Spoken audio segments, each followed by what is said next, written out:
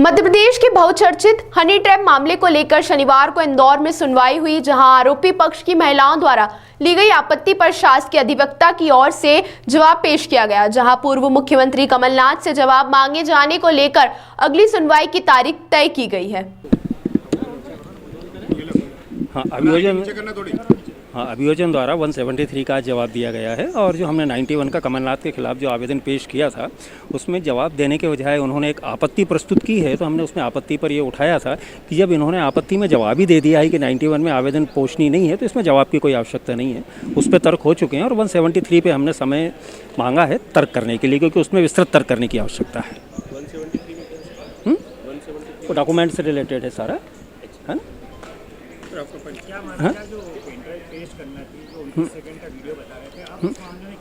अब ये तो आगे तर्क के दौरान जो भी न्यायालय डिसीजन ले, अभी कुछ नहीं कहा जा सकता है। अभी नहीं, जवाब के लिए समय दिया गया है उसमें, है ना, 2 मार्च। एडवोकेट एम के दीक्षित।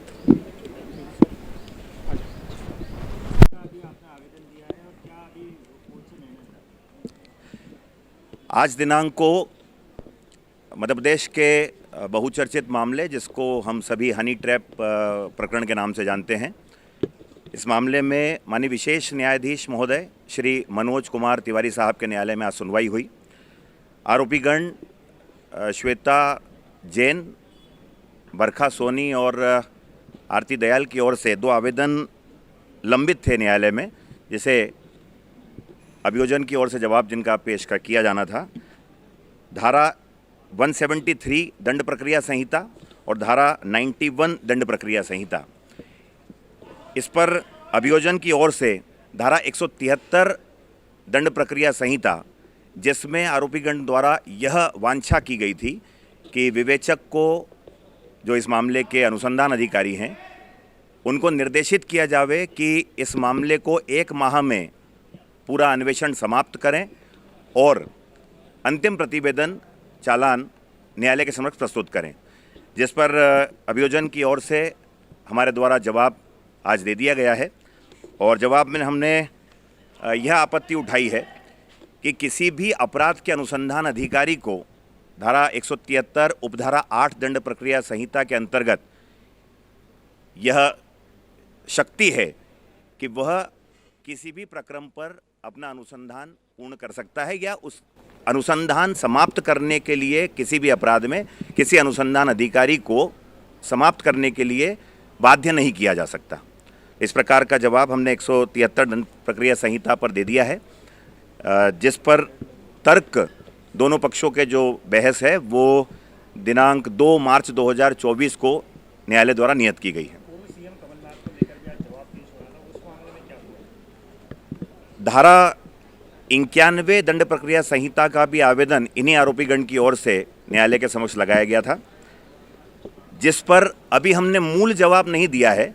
जवाब का अवसर समाप्त न हो, जवाब का अवसर हमारा सुरक्षित रहे, उसके साथ हमने धारा 91 सीआरपीसी के आवेदन पर एक विधिक आपत्ति ली है कि ये जो धारा 91 सीआरपीसी का आवेदन है, ये इस प्रक्रम पर, जहां पर न्यायालय द्वारा आरोपीगण पर चार्ज फ्रेम नहीं किया गया है, आरोप विरचित नहीं किए गए हैं, इस प्रक्रम पर आरोपीगण की ओर से धारा 91 दंड प्रक्रिया संहिता का आवेदन पोषणीय नहीं है। और दूसरी आपत्ति यह ली गई है, विधिक आपत्ति, कि आरोपीगण की ओर से जो धारा 91 दंड प्रक्रिया संहिता का आवेदन लगाया गया है, उसमें जो वांछा की गई है आरोपीगण के द्वारा, वह अनुसंधान को बाधित करने संबंधी या अनुसंधान में हस्तक्षेप करने संबंधी है। तो और किसी भी मामले में किसी विवेचक को अनुसंधान को करने में कोई भी पक्षकार या कोई भी व्यक्ति बाधित करने के लिए बाध्य नहीं कर सकता है कि आपको ऐसा करना होगा, इस प्रकार से। तो हमारे द्वारा ये लीगल आपत्ति ली गई है और धारा 91 दंड प्रक्रिया संहिता की अगर ये आपत्ति हमारी मान्य की जाती है तो ये विषय अभी समाप्त रहेगा। बस। अभिजीत सिंह राठौर, विशेष लोक अभियोजक, इंदौर। वो हो जाए उधर। वो रिपीट करना पड़ेगा ना, एक साथ हो जाए।